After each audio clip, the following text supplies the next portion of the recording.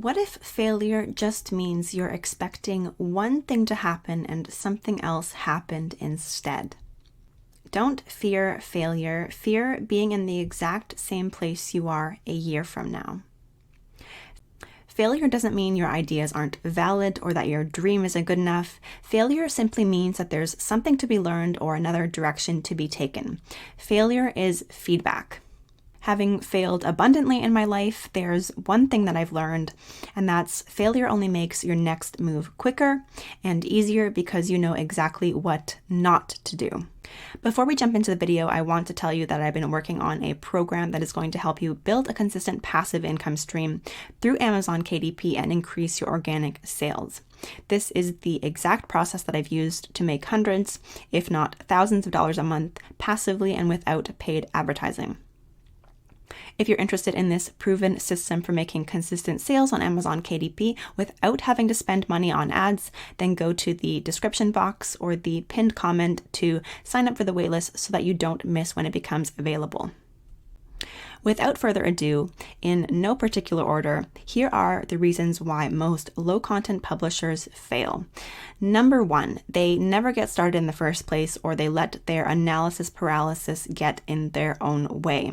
The beauty of Amazon KDP is that there's so much possibility and potential, and the downside is that there's so much possibility and potential that you might find it absolutely overwhelming and you have no earthly idea where to begin. There are so many ideas and so many niches and so many keywords, and there are also so many different people sharing their own strategies online, and it's not easy to know what's right, what's wrong, what will actually work for you without wasting your time. There's a lot to overthink, so it's understandable why a lot of people find themselves stuck and not moving in the direction that they want to go. And sometimes people will message me and they'll say, oh my gosh, I'm so inspired. I can't wait to start creating my own low content books next season. And I'm not here to tell you what to do with your life or how to spend your time. I don't know your story or the resources that are available to you, but I do know that life has a tendency to get in the way. And at any point, you're one decision away from setting your life on a totally different trajectory. If I find myself getting caught up in the stories in my mind, driven by fear or lack or not feeling good enough or ready enough, or I feel like I don't know enough, I take a breath and I decide to reorient my thinking by saying something like, let's just see what happens. I'm a big believer in starting where you are, using what you have, and doing what you can, because done is always better than perfect. So I really encourage you to take the messy action. This is how you start to shift everything, and this is how you make massive moves in micro steps. Number two, they never go beyond notebooks and journals. Now, don't get me wrong, this is the best possible place for beginner low-content publishers to get started because these kinds of no-content books don't take much time to create, and the process of making them really gets you comfortable with the entirety of getting an idea, creating it, and uploading the finished product. So I encourage low-content publishers to diversify and go beyond just making notebooks and journals because there's so much more that you could create within the realm of low-content publishing, and you don't have to be a design expert to succeed either. And yes, it's possible for no-content books to sell and sell very well. Some of my best-selling titles are lined journals and notebooks, but they're no different from any other kind of product in terms of the way that they're created with specific people in mind. Even the simplest notebook, journal, or diary needs to speak to a specific kind of customer. You need to be aware of their needs and the keywords that shoppers are plugging into Amazon so that you can actually use them to help them actually find and purchase your product. And a lot of people believe that it's enough to create a journal titled Journal with the word journal on the front cover, and they expect that to sell on Amazon. Anyone has the potential to use a simple lined notebook like this one, but the reality is if you publish something so broad on Amazon, everyone is likely to overlook it. People think that they can compete by creating the same kind of no-content books that they see in their local dollar store. And what you have to realize is that the customers are entering as someone who is looking for inexpensive items and bargains, and perhaps they're going into the store with the intent of picking up a cheap notebook. So it's very easy to find what they are looking for.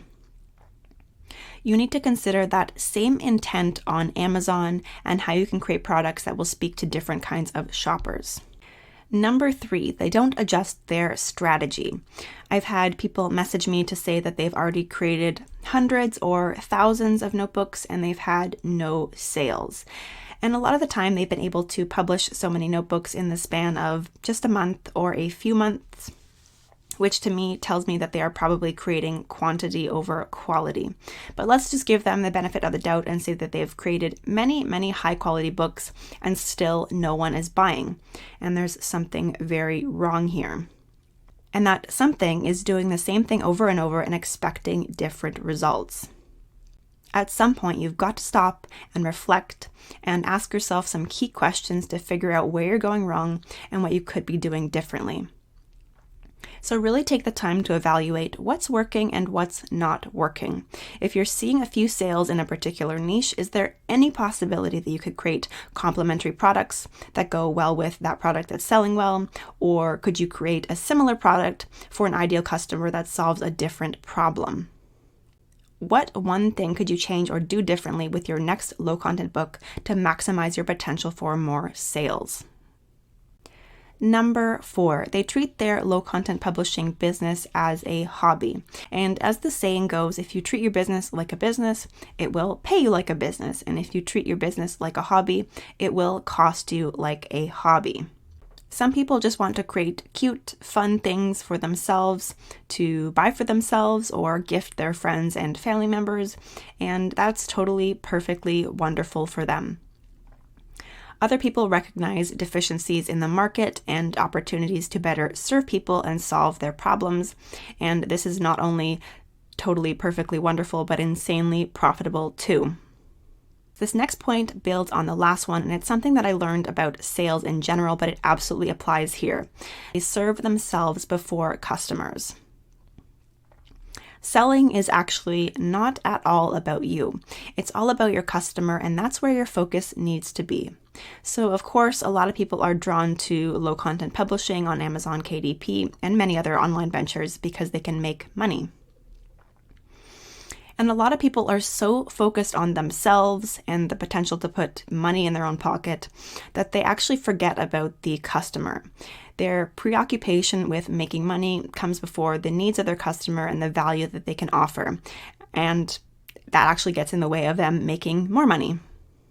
Low content publishing isn't a get-rich-quick scheme, and it's not about putting in the least amount of effort, slapping something up on Amazon as fast as possible and seeing whatever sucker will buy and put money in your pocket. Customers care about what your products can do for them. They care about how your products can help them, how it can solve their problems, make their life easier.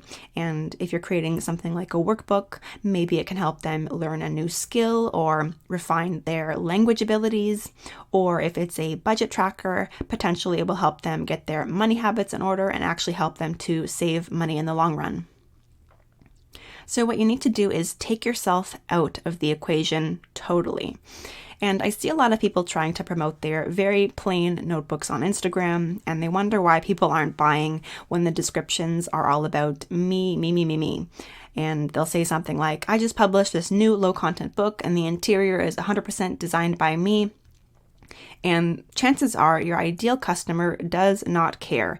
And a simple shift you can make is to make your messaging all about them and not about you whatsoever.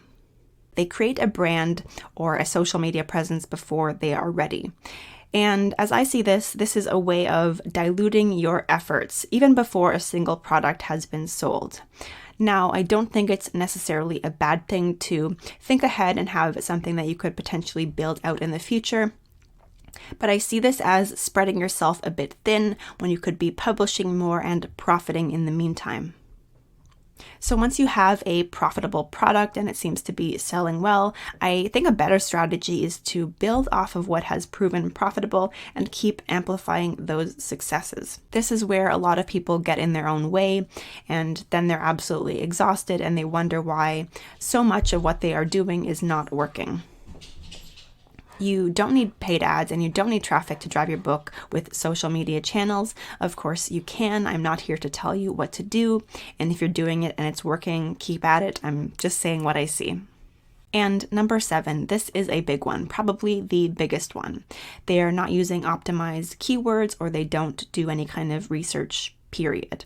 So lastly, many low content publishers conflate low content with low effort. So they don't bother to do the keyword research, or they don't bother to learn how to do the keyword research.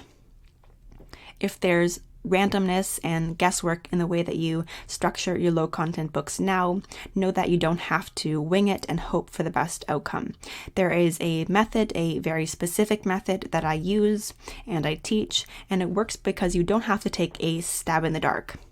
In this video that I will link in the cards above, I shared major keyword mistakes that I see a lot of low content publishers making.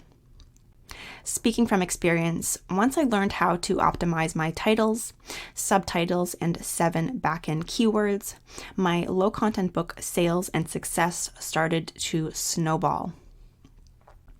1 or 2 small tweaks to your current approach or your mindset may be all you need to trigger sales and the start of a consistent passive income stream. If you are serious about making sales on Amazon KDP and you want to know how it's possible without spending money on ads, and you want a proven system for doing so, click the link in the description or the pinned comment and sign up for the Passive Income Accelerator waitlist. If you found value in this video, give it a thumbs up. Subscribe for more tips and tutorials about generating passive income online. Thank you so much for watching, and I will see you in the next one.